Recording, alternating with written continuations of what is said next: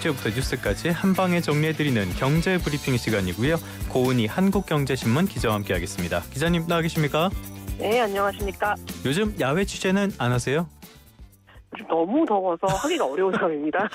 이제 취재하다가 정말 열사병에 걸릴 그럴 지경인데 어제 경남 양산의 기온이 42.5도까지 올랐다고 해요.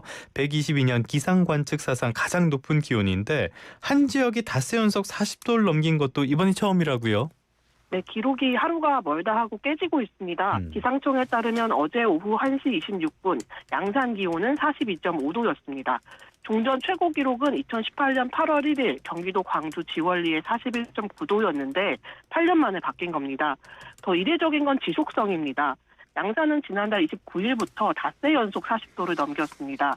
기상청이 관리하는 97개 관측 지점 기준으로 보면 이번 양산 사례 전까지는 이틀 연속 40도를 넘었던 게 최장이었습니다. 40도에 도달하는 시각도 매일 빨라졌습니다. 지난달 29일에는 오후 3시 26분이었는데 30일엔 오후 1시 10분, 31일에는 낮 12시 36분, 어제는 오전 11시 47분이었습니다. 네. 이 정도 더위가 되면 사람이 일할 수 있는 시간 자체가 줄어듭니다. 알리안츠 트레이드 분석을 보면 기온이 30도에서 35도 구간에 있을 때 1도 오를 때마다 시간당 노동 생산성이 3% 가까이 떨어집니다. 그럴 수밖에 없죠. 예, 야외 노동의 문제만이 아니라 설비 과열, 결근율 상승, 불량률 증가로 이어집니다. 인도와 동남아 의류 공장에서는 올해 폭염으로 생산성이 최대 10% 떨어졌다는 집계도 있습니다. 한국 산업 현장에서도 폭염 관련 제도들이 적용되고 있습니다. 체감온도 33도 이상에서 5개 작업을 하면 2시간마다 20분 이상 휴식을 주도록 법제화됐고 폭염 중대경보가 신설되면서 체감온도 38도 이상에서는 긴급 작업을 뺀 야외 작업 중지가 강하게 권고됩니다. 건설 현장에서는 공기가 밀리고 인건비와 간접비가 늘어납니다. 그런데 지금 건설 공제는 물리적인 손해 중심이라 작업 중단 손실은 대부분 보장되지 않습니다. 그래서 기상지표가 기준을 넘으면 손해 입증 없이 바로 공제금을 주는 지수형 공제를 도입하자는 논의까지 업계에서 나오고 있습니다. 자, 이 날씨라는 게 경제적인 여파도 워낙 크기 때문에요. 그런데 당장 우리가 생각나는 거는 전력 수급 문제란 말이죠. 안 그래도 지금 전력이 간당간당하다 이런 이야기들이 나오는데 지금 실제 수급 여력은 어느 정도로 봐야 됩니까? 예, 지금 정부의 전망치 자체가 이미 역대 최대입니다. 기후에너지환경부는 지난 6월 올여름 최대 전력 수요를 8월 셋째 주 94.1기가와트에서 98.8기가와트 사이로 제시했습니다. 상단인 98.8기가와트는 2024년 8월 20일 기록한 역대 최대치 97.1기가와트를 넘어섭니다. 공급 능력은 107기가와트로 지난해보다 2기가와트 늘렸습니다. 수요가 상단까지 올라가도 예비력은 8기가와트를 유지한다는 계산입니다.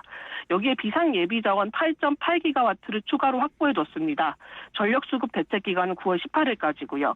문제는 실제 흐름이 전망보다 빠르다는 점입니다.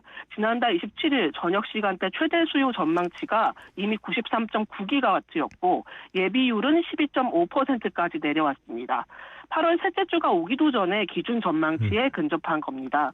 당국이 가장 경계하는 시나리오는 흐린 폭염입니다. 더위는 계속되는데 구름이 끼면 태양광 발전량이 줄고 자가태양량을 쓰던 기업과 가정 수요까지 개통으로 넘어옵니다. 그렇죠. 네, 여기에 AI 데이터 센터라는 새 변수까지 붙었습니다.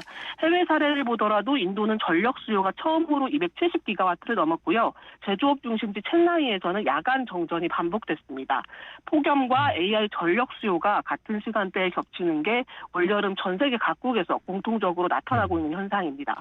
참 전력 문제가 커지는데요. 우리는 서남권 반도체 클러스터 이 문제도 있으니까 현실적인 전력 계획이 하루빨리 나와줘야 되겠습니다. 자, 이렇게 날씨가 달라지면 당연히 소비의 지형도 달라질 수밖에 없게 되는데요. 숫자로도 이런 것들이 확인이 됩니까? 예, 더위가 소비를 통째로 실내로 밀어넣었다고 볼 수 있습니다. 폭염 중대경보가 걸렸던 지난달 25에서 26일 롯데백화점 본점과 롯데타운 잠실 매출은 1년 전보다 20%씩 늘었습니다. 신세계백화점은 같은 기간 35% 증가했고 여의도에 있는 더현대서울은 지난달 20일부터 26일까지 매출이 24%나 뛰었습니다. 이른바 몰캉스족이 늘면서 생긴 현상입니다. 품목별로도 뚜렷한데요. 한 백화점에서는 이번 달 양산과 선글라스 같은 더위 관련 상품이 1년 전보다 40% 판매가 늘었고요. 냉반 가전 판매량은 2배 가까이 증가했습니다. 편의점에서는 지난 주말 스무디와 얼음컵, 아이스크림 판매가 전주 대비 30% 늘었습니다. 배달은 더 극적인데요. 지난달 배달앱에서 여름 메뉴 주문이 급증했고 걸어서 갈 수 있는 편의점조차 퀵 배달로 주문하는 사례가 크게 늘었습니다. 외식 대신 배달, 이동 대신 실내라는 패턴이 굳어지고 있습니다. 이 반대편에 전통시장이 있습니다. 7월 전통시장 경기 전망 지수는 70.7로 전월보다 12.5포인트 떨어졌습니다. 100을 밑도면 악화된다는 뜻입니다. 냉방시설이 부족한 노천시장 구조상 유동인구가 대형마트와 온라인으로 옮겨갔습니다. 여기서 신선식품이 팔리지 않으면 그대로 폐기 손실로 그렇죠. 남고요. 주목할 점은 이게 올해 한 계절로 끝나지 않을 가능성입니다. 폭염이 반복되면 소비자 동선 자체가 실내 대형시설과 배달 플랫폼으로 고정됩니다. 유통업계에서는 이번 여름을 기후가 만든 채널 재편으로 보는 시각이 나오고 있습니다. 참 기후 위기는 현실이라는 말이 다시 한번 떠오르는데요. 기업 입장에서는 매출보다 원가가 더 문제일 것 같아요. 지난달에 채소 소매 가격이 굉장히 많이 올랐고요. 양식 어류 폐사도 이어지고 있다고요. 네, 원가 신호가 그다지 좋지가 않습니다. 폭우와 폭염이 겹치면서 주요 채소 가격이 전달보다 크게 올랐고 폭염에 따른 가축 폐사도 늘어나고 있습니다.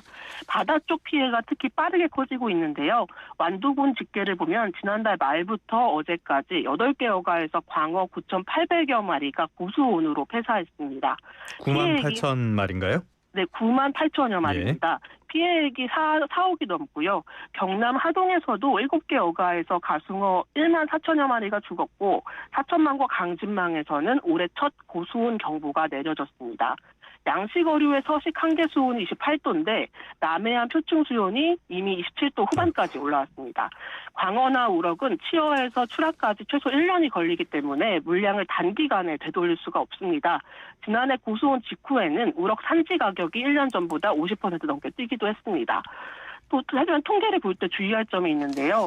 7월 평균 소매 가격을 1년 전과 비교하면 배추는 31%, 시금치는 35.4%, 오이는 25.4% 가격이 낮게 나옵니다. 지난해 급등에 따른 기저효과에 더해서 봄배추 저장량 증가와 김치 수입 확대가 겹친 결과입니다. 그래서 전년 대비로는 하락, 전월 대비로는 급등 이렇게 동시에 나타나는 구간이라서 지표 하나만 보면 방향을 놓칠 수 있습니다. 또 가공식품은 이미 가격이 움직였습니다. 농심이 1일부터 주요 제품 출고가를 평균 5.8% 올렸고요. CJ제일제당은 햇반과 만두 등 27개 품목을 평균 8%, 또래주류는 76종을 평균 8.2% 인상합니다. 정부는 폭염에 더해서 중동전쟁 이후 원재료와 포장재, 유류비, 환율 부담이 다 겹친 결과로 보고 있습니다. 참 소비자 측면에서는 물가가 비상이고요. 또 폭염 속의 야외 작업은 생명과도 직결되니까요. 사업주는 작업 시간을 조정하고 충분한 휴식과 물, 그늘을 반드시 제공해야 하고요.